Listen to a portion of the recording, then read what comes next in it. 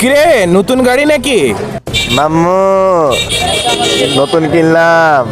শ্বশুর বাড়ি থেকে শেষ পর্যন্ত এই গাড়িটাই দিলো? মামা শুনেন। শুভ নতুন গাড়ি হ্যাঁ গো, কবে কিনলা? এই তো হলো কয়েকদিন। শ্বশুর বাড়ি থেকে এই গাড়ি দিল? ধুর। হাই রে কপাল, নিজের টাকা দিয়ে গাড়ি কেনার পরেও মানুষের কাছে শুনতে হয় যে শ্বশুর বাড়ি থেকে গাড়ি পেয়েছে।